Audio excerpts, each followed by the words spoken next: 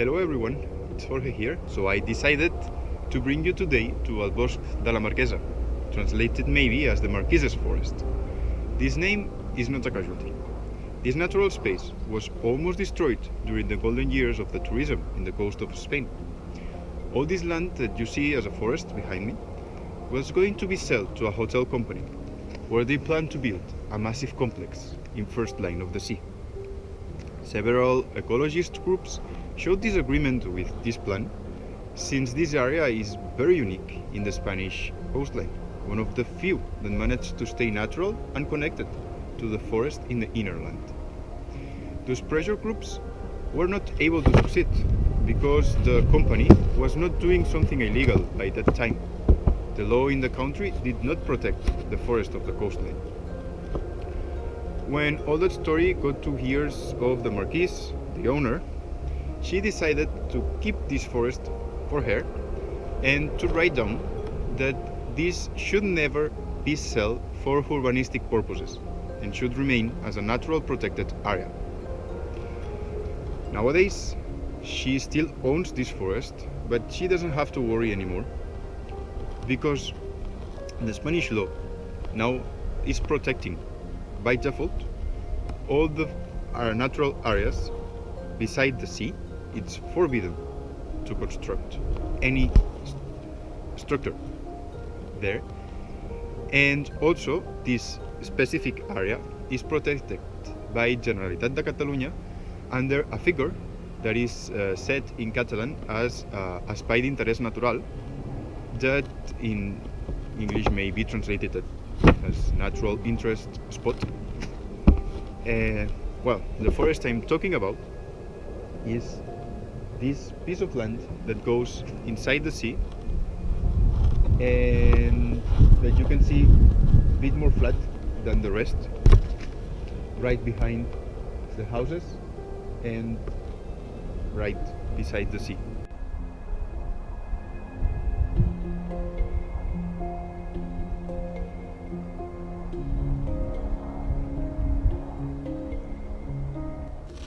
Here you have a good example of these terraces that still remains from the agricultural ancient uses, and of course, as you may notice, this tree is not a natural tree from this forest.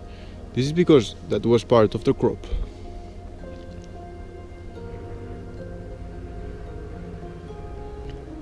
These kind of walls are very common all over the forests in many parts of Spain,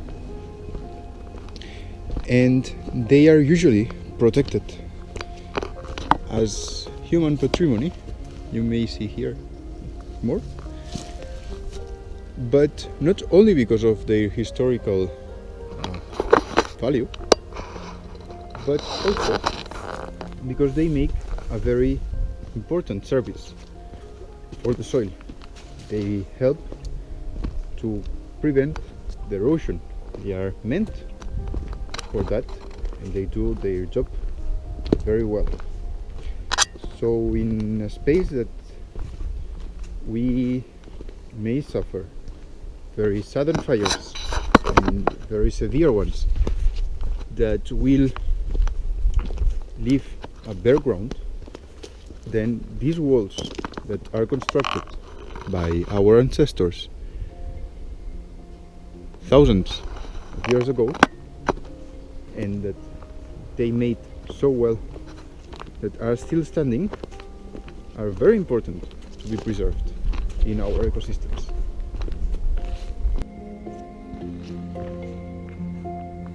So we are finally right in front of the Marquises forest, but I wanted to do the first stop right here, although it's not a forest, because I wanted to illustrate the agricultural abandonment from the Mediterranean areas. Right in front of me, some meters ahead, I have an agricultural land that is still in use for olive trees, because it's economically feasible. But right behind me there is another kind of crop. This one was used for feeding the horse and donkey livestock, and for sure with the mechanization of the agriculture and the loss of this animal power, then it didn't make any more sense to have this kind of crop, so most of them got abandoned. The date around this land was abandoned maybe after the Civil War, in the first half of the last century, although there is not really a register of when these lands get abandoned.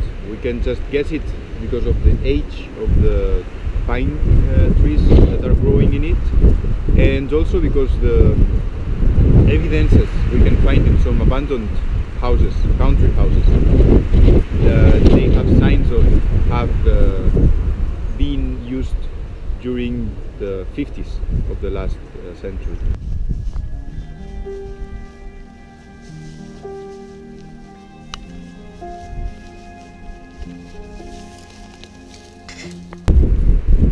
So let's go on and get inside the forest.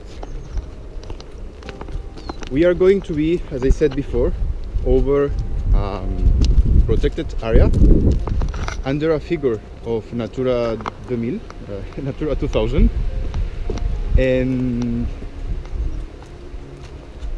let's check it out. We are going to see a very rapid increase of the sea-related traits in the forest, because of course I am a few hundred meters from the sea. I will take profit of this time that I'm in the trail to say that Pinus alepensis is considered to have the strongest wood of the Mediterranean pines. The only problem with this species is that it usually has very difficult growing conditions, so it makes it very unuseful for the industry. Although during many centuries it has been used with the Quercus species and other trees as Feltis australis to build parts of the structure of the houses and tools. As you can see right here, I'm passing by a Quercus ilex. It is also a very characteristic species from the Mediterranean. This one in particular is very attacked by insects. You can see in the leaves it has a lot of insect attacks. It won't kill the tree, but of course it's not the best that it may have. These trees are used for timber. As you can see here, super windy. As you can see, many of the little stems are cut. This is because, as I say, the owners of the forest or the local population used to use this tree as a source of firewood, of fuel. And the Pinus alepensis, as I said, for structural wood.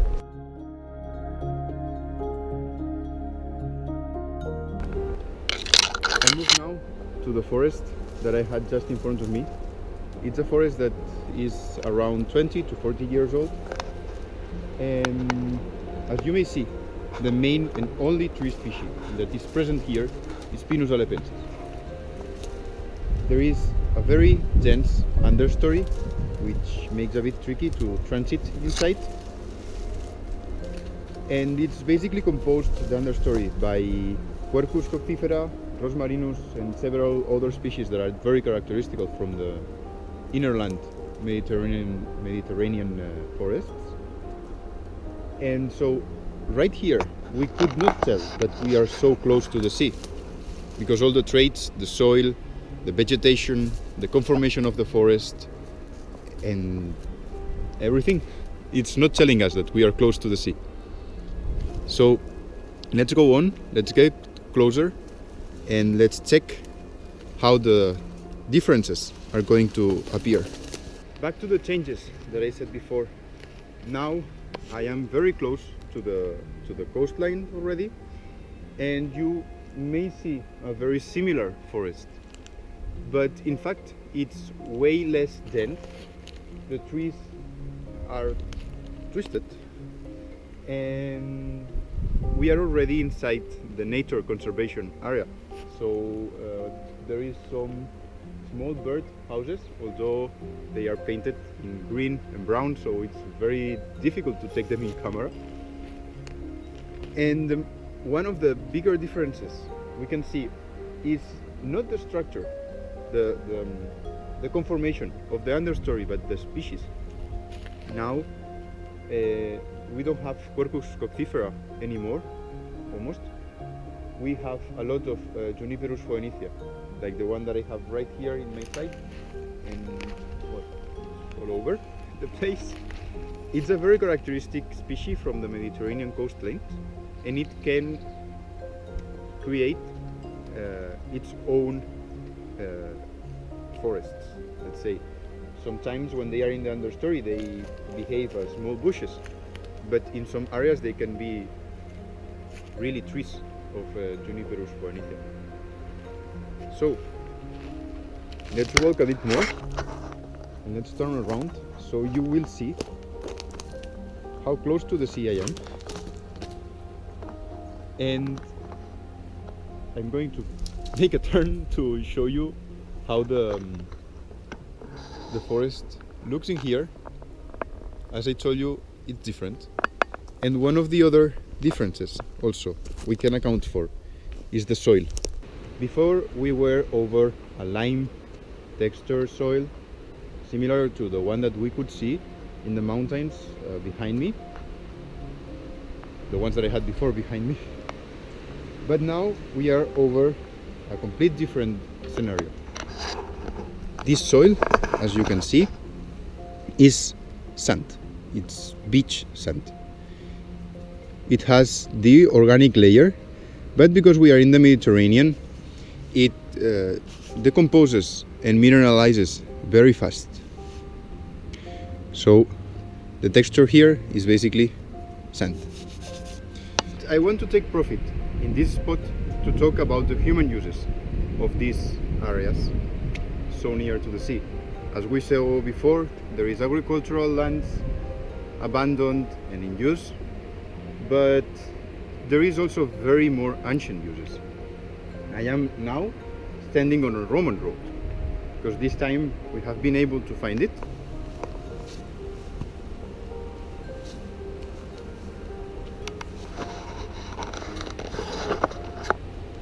But this is the ancient uses of the forest. In the actuality, there is a very high use of this land as a recreational area. This forest has a very high anthropic use for recreation, either from tourists and for locals. And the transit of humans across those trails, myself included, creates a very important process of erosion. The place I am right now is a trench that has been created by the pass of humans and not from any other natural dynamic. It is not a river, this is a trail. And as you may see, it accounts for more than 1 meter of losses in the soil.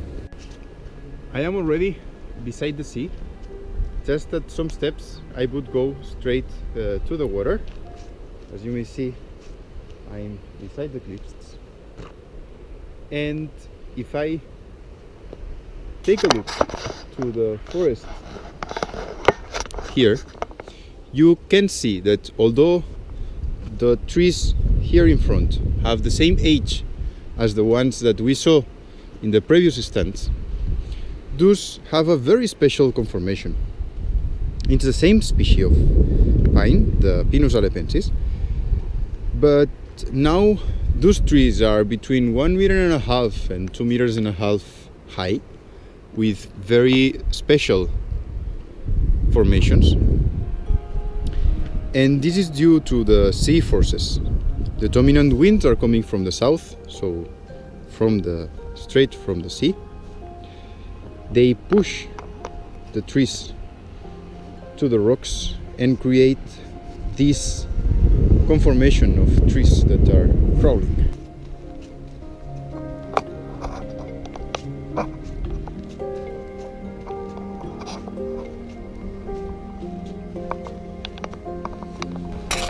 I am now beside a protected species, not only because of being in this forest, but because it's an endangered species. It's called margallo, and it's the autochthonous palm tree from the Mediterranean basin. There is here another species of pine, very characteristic from our coasts and also from this forest. It's the Pinus pinea. We can see several isolated stems around. It is not clear if they are from an ancient forest in here, that they remain, if they have been planted. What is clear for sure is that they are way older than the rest of the forest. As you can see, this pine is thicker than me, and the rest of the Pinus alepensis that we see around, most of them are not higher than 30 centimeters of diameter. This pine tree has been used by humans during many years for the consumption of the pine seeds.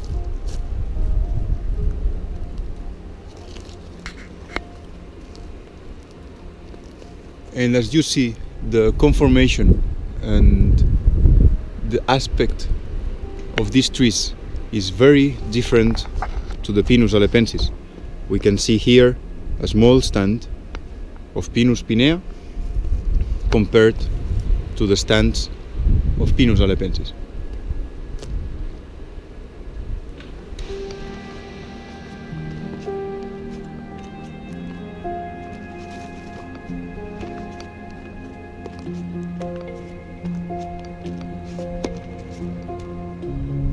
It is well known from all of us that Mediterranean ecosystems are a biodiversity hotspot, and it is thanks to species that we are able to maintain this biodiversity share.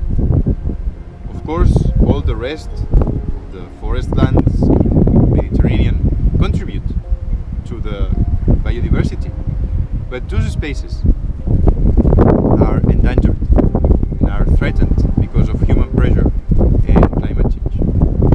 As I said before, this structure is almost unique in the Spanish coastline, and it's one of the few remaining of its kind in the Mediterranean basin. So it's our duty to protect and to use it responsibly, so we can preserve it as it has to be as long as possible.